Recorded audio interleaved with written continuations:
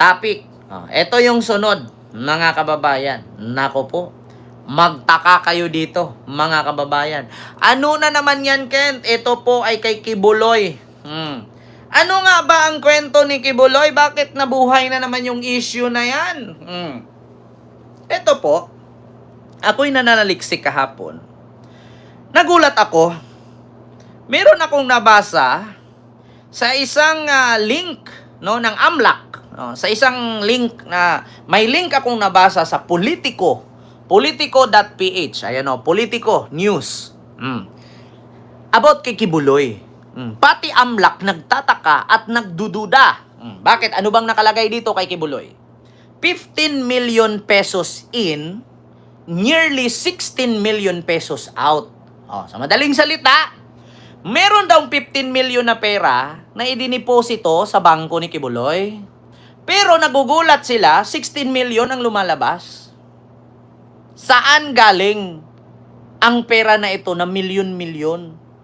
Imposible naman na galing sa miyembro ito, natatawag nating tithings, di ba? May mga ganyan, mga kababayan. Meron kayong kung sa relihiyon. Speaking of relihiyon to Di ba sa Katoliko dati may ganyan? 10 piso na tithings, pledges. Imposible naman. 15 million ang pinasok na pera. Pledges or tithings lang. Kung tatanungin ninyo, ilan ba ang mayroong simbahan si Kibuloy? Kung sa Iglesia ni Cristo, yes, masasabi natin na marami talagang pera ang Iglesia kasi marami silang miyembro. Di ba? Marami silang perang malilikom kung sakali man na magdodonate ang bawat miyembro kasi nakikita natin na meron silang mga simbahan na pinapatayo or sambahan sa iba't ibang sektor at sa iba't ibang lokal. Hindi na tayo magtaka kung Iglesia ni Cristo. May ganon.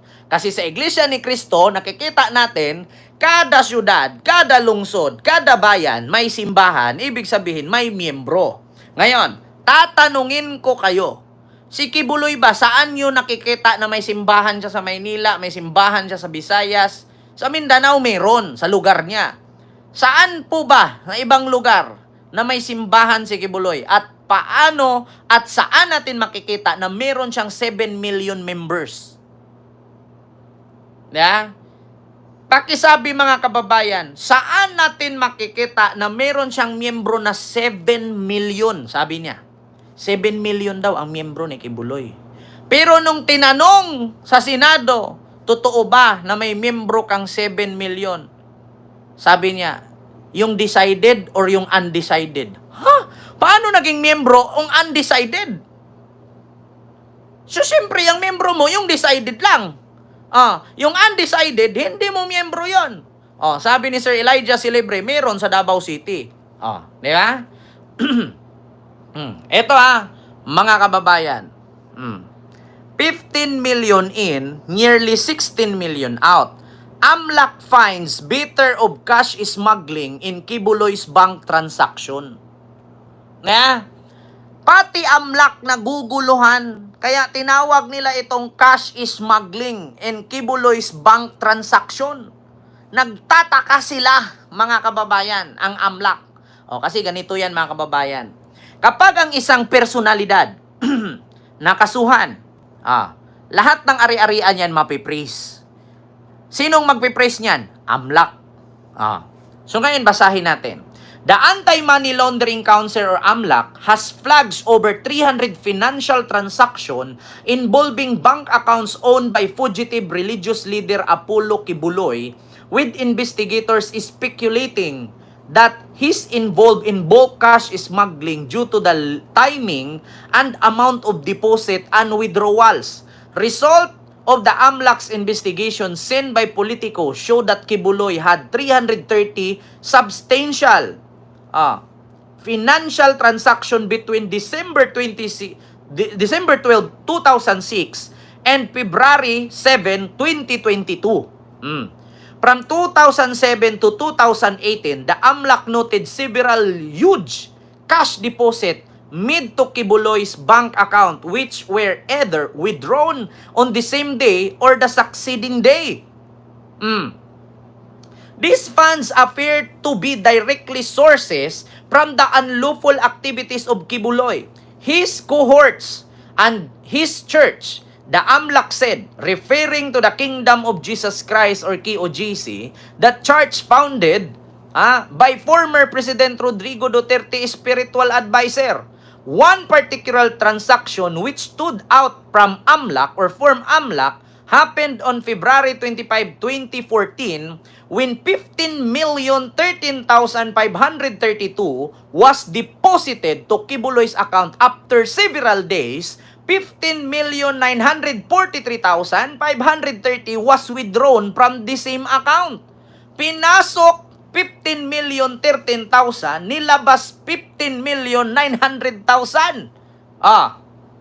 Di ba? Ma'am Lilito Nini, maraming salamat sa iyong paboy na mano, ma'am. Thank you so much po.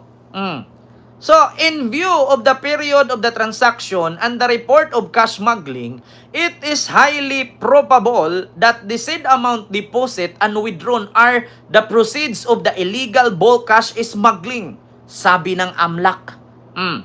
As to period, Kibuloy's financial transaction were highest during the year 2015 to 2018, sabi ng AMLAC.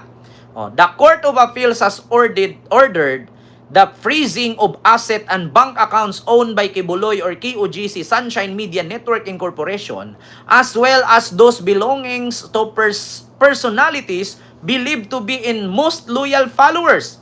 Kibuloy is wanted on 6 trafficking and fraud charges in the United States. In the Philippine case have been filed against him for rape and human trafficking. Diba? Yun po yun, mga kababayan. Kung hindi nyo po nalalaman, ayan po yung aking binasa. Magtaka kayo.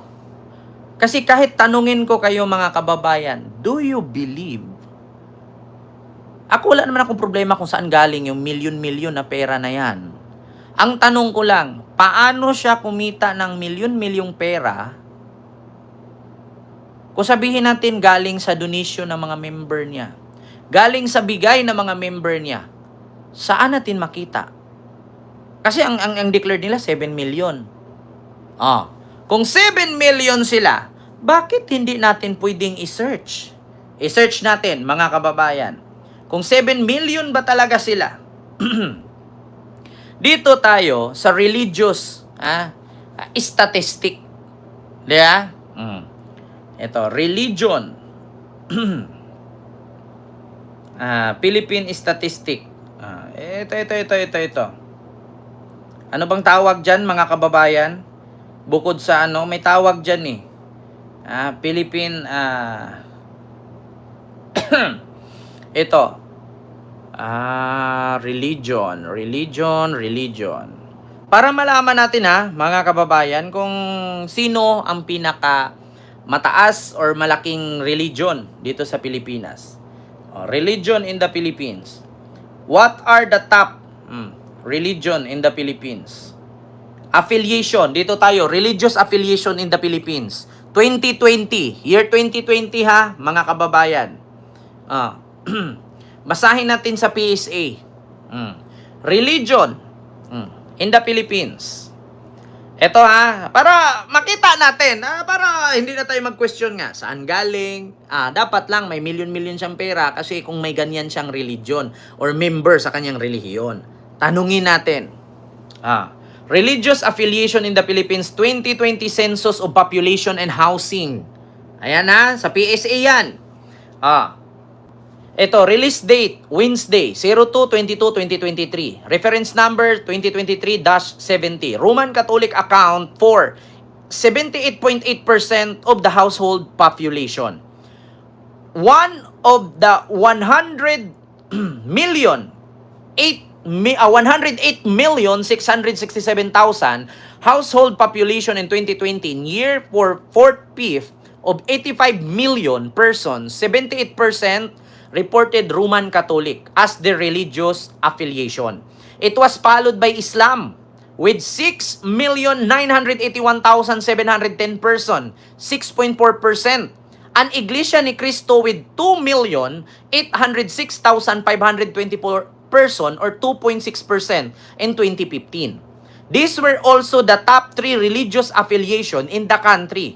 Completing the top 10 religions affiliation in 2022 are Seventh-day Adventist, Aglipay, Iglesia Pilipina Independente, Bible Baptist Church, United Church of Christ in the Philippines, Jehovah Witnesses, and Church of Christ. Figure 1 and 1 table. Basahin po ninyo kung meron pong KOGC religion dyan. Mga kababayan, tignan nyo po sa 2022 census ng Philippine Statistic Authority kung meron po bang Kingdom of Jesus Christ ang nakalagay. Wala po, di ba? Saan galing ang pera? Ito una, religious affiliation number, percent and rank. Philippines, 108,667,043. Roman Catholic, number 1, 85 million. Islam, 6 million, number 2. Iglesia ni Cristo, number 3, 2 million. Seventh-day Adventist, 800,000. Number 5, Aglipay, 800,000. Iglesia Pilipina Independente, 600,000. Bible Baptist Church, 500,000. United Church of Christ in Philippines, 400,000. Jehovah's Witnesses, 400,000. Church of Christ, 400,000. Other religious affiliation, 8 million. None, 43,000 and 15,000. Wala po akong nakita. Wala po akong nakita na may KOGC na religion po, mga kababayan, na 7 million member daw. Maniwala pa ako na Iglesia ni Cristo, meron. Kasi number 3 sila, Number 1, Catholic. Number 2, Islam. Number 3, Iglesia ni Cristo. Number 4, Seventh-day Adventist. And number 5, Aglipay. Number 6, Iglesia Pilipina and Bible Baptist Church. Ang number 7. So number 8, United Church of Christ in the Philippines. At Jehovah, ang number 9. And Church of Christ, ang number 10. So nasaan si Kibuloy? Wala ang dating daan. Hindi, kasali na po siya dito sa United Church of Christ, mga kababayan. Actually, 2020 pa po ito na census. So, kasali na siya dito. Hindi ko alam, kasi kung isali natin dito sa United Church of Christ in the Philippines, 400,000 lang siya. So, nasaan po si Kibuloy? So, kung umabot man siya ng 7 million, kung kaya niyang talunin ang Iglesia ni Cristo at kaya niyang punuin ang Philippine Arena, ibig sabihin po, mga kababayan, walang question ang AMLAC at hindi masasabing money smuggling or cash smuggling ang pumapasok sa account niya. Di ba? So, yun po yun mga kababayan. Nagtatanong lang naman, wala naman akong sinabi kung ano-ano. Ang AMLAC lang ang meron na sinabi nilang meron daw bulk of money na pumapasok sa account ni Kibuloy na 15 million diniposit, 16 million ni withdraw. So yun lang po, mga kababayan. Dapat nga nanalo siya dito sa senador kung meron siyang 7 million member Di ba? Hindi nga siya nanaro, hindi siya napasok. So ibig sabihin wala. So yun lang, mga kababayan. Yung ating reaksyon patungkol dyan. Di ba? Dito tayo uli, sunod, mga kababayan. Ano nga ba itong sunod? Ito, matatawa kayo dito, mga kababayan. Alam niyo, minsan mga kababayan mga Luzon, Visayas at Mindanao, minsan mapanuri, mapagmasid at mag-aral-aral din po tayo para hindi tayo maloko. Katulad niyan, 7 million member daw, wala naman. So, dapat mag-research tayo. So, ito, sunod mga kababayan, wag po kayong tumawa. Ako na mismo nagpapaalala. Ang programang ito ay, mga kababayan, ang programang ito ay patnubay ng magulang ang kailangan sa mga batang nanonood. Meron po itong temang nagmumura. Bawal ang masakit sa tainga na lingwahe. Merong mga karahasang karumal-dumal na mga kabulastugan. MTRCB, huwag niyo po akong pag-initan nagsasabi lang ako ng totoo. Makakamura ka po talaga sa totoo lang. Ito ipabasa ko sa inyo. VP Sara Duterte, kontra sa pag-deployed pulis sa mga kalsada. Kontra si Sara na i-deployed ang mga pulis sa kalsada.